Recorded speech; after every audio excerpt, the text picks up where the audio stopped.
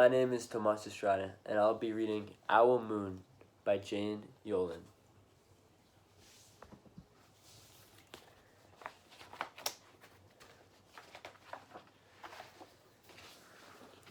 It was late one winter night, long past my bedtime, when Pa and I went owling. There was no wind.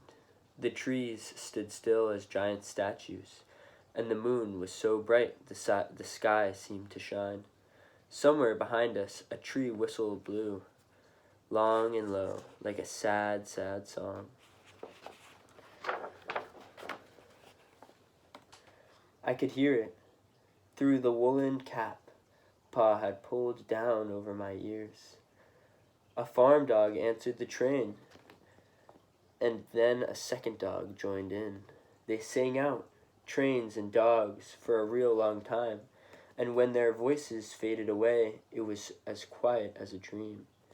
We walked on towards the woods, Pa and I.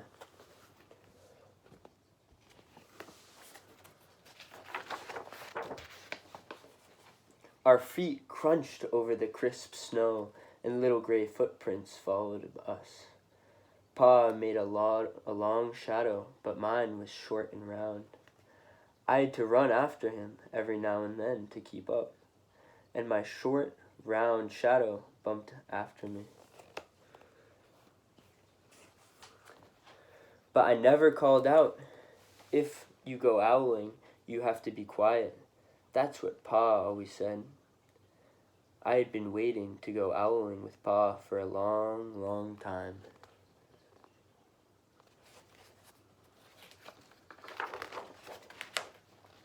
We reached the line of pine trees, black and pointy against the sky, and Pa held up his hand. I stopped right where I was and waited. He looked up, as if searching the stars, as if reading a map up there. The moon made his face into a silver mask. Then he called, "Woohoo, woohoo, hoo, hoo, hoo," the sound of a great horned owl. Woohoo, hoo, hoo, hoo.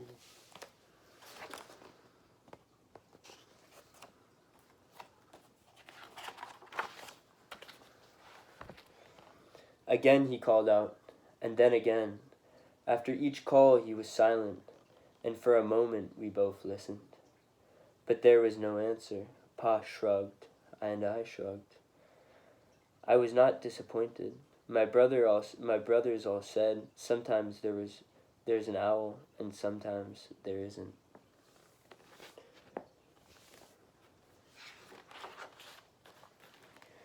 We walked on. I could feel the cold, as if someone's icy hand was palmed down on my back, and my nose and the tops of my cheeks felt cold and hot at the same time.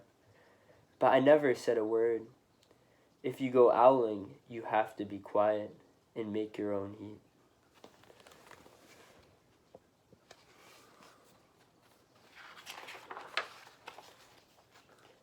We went into the woods. The shadows were the blackest things I had ever seen. They stained the white snow. My mouth felt furry, for the scarf over it was wet and warm. I didn't ask what kinds of things hide behind black trees in the middle of the night. When you go owling, you have to be brave.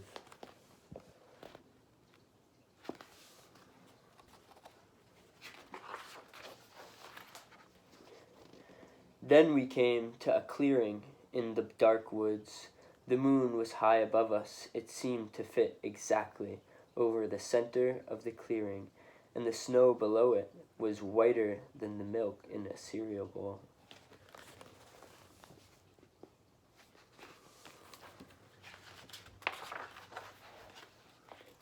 I sighed, and Pa held up his hand at the sound. I put my mittens over the scarf, over my mouth, and listened hard. And then Pa called, "Woohoo, woohoo, hoo, hoo, hoo, woohoo, hoo, hoo, hoo." I listened and looked so hard my ears hurt, and my eyes got cloudy with the cold. Pa raised his face to call out again, but before he could open his mouth, an echo came threading its way through the trees.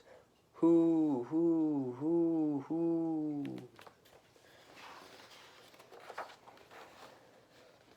Pa almost smiled. Then he called back, hoo, hoo, hoo, hoo. Just as if he and the owl were talking about supper, or about the woods, or the moon, or the cold. I took my mitten off the scarf off my mouth, and I almost smiled too.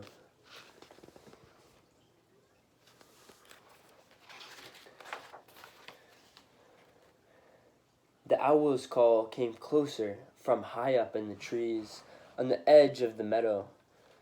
Nothing in the meadow moved.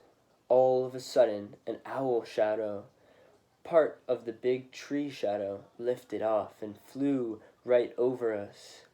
We watched silently, with heat in our mouths, the heat of all those words we had not spoken. The shadow hooted again.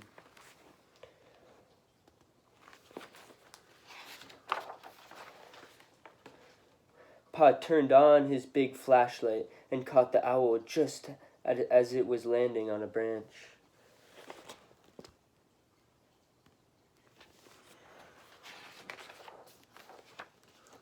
For 1 minute, 3 minutes, maybe even 100 minutes, we stared at one another.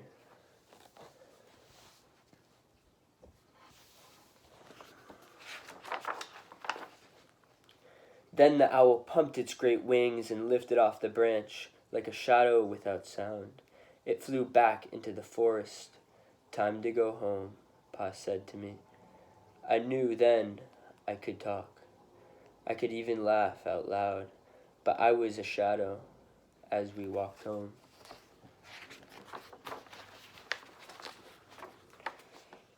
When you go owling, you don't need words or warm or anything but hope. That's what Pa says.